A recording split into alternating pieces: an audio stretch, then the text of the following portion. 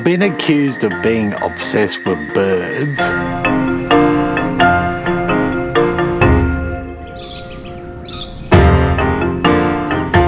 But I'd have to say waterfalls and cascades would probably be my favourite.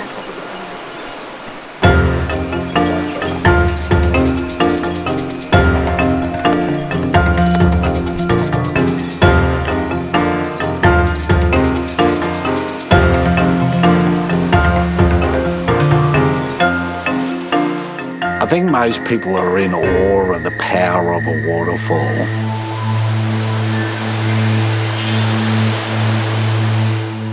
And then at the other extreme you have the cascades, which sort of soothe and whatnot. And if that wasn't the case, then we wouldn't have meditation clinics having running water and things like that.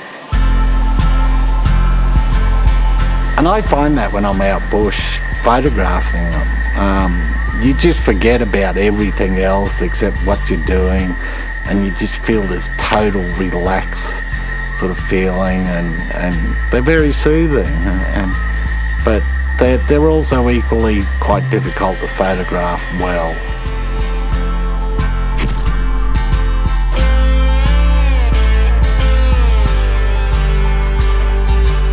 As a nature photographer, it's my duty or my job to produce images of the natural world that tell a story and then present them to the general public so that I inspire people to have a greater appreciation of natural history. Like most kids, I'd poke at ants' nests and caterpillars and things like that. But then the more I started to look at things, I started to realise the intricate life of the animals, and that fascinated me.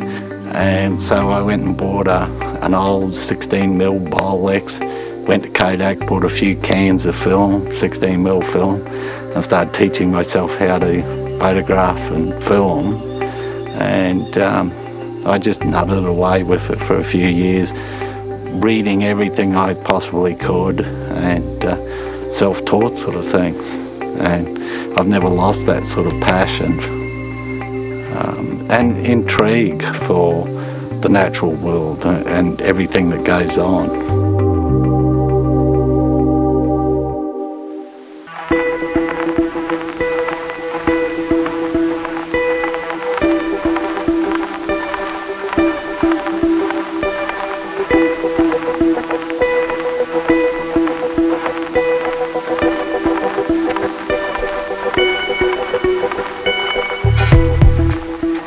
I think the most appealing thing for most viewers of photographs of waterfalls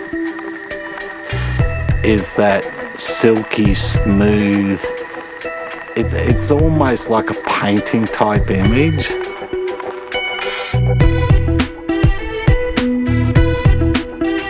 But then some of the other images I took were, when I got really close, I saw there was actually moss underneath of it. And you could sort of, it looked like a glass sheet over the top of the moss.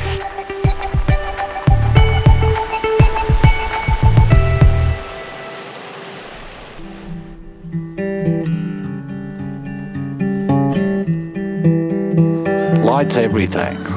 Well, photography is painting with light.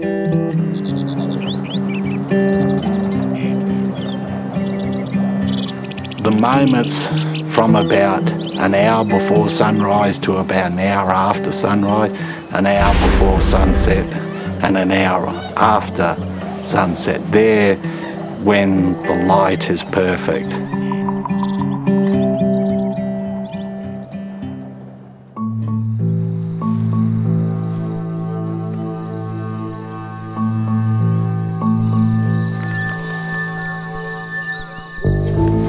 A hide is a tool, like a good tripod or anything else.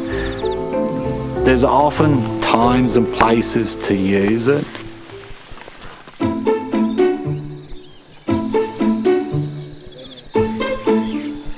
Water waterfowl are very flighty, and the reason why they are flighty, particularly ducks, is because in the southern states they get hunted, and so the mere look of a human makes them nervous.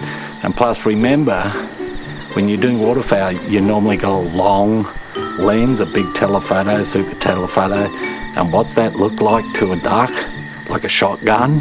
So they're out of town, you know, as soon as they see you. So again, you've got to get in there and then just sit it out with them. So patience is another virtue you have to have for nature photography, and lots of patience.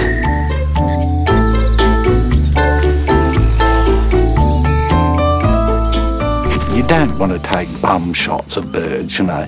It's not very appealing for the viewer, and it's probably not very flattering for the bird. So you need to always ensure that the bird's eye is pin sharp. You want that little catch light in the eye, otherwise it just looks like a black dead void of nothingness. And preferably you want some sort of action going on.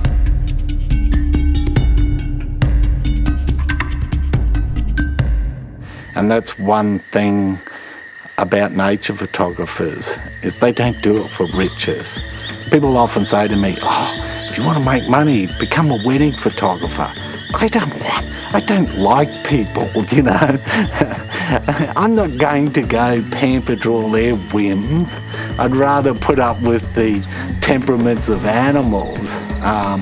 It's a lifestyle, and I wouldn't change it for anything. I mean, over the 30 odd years, I've gone to places that most people probably haven't even read about, but I've been there and I've seen all these wonderful things that go on.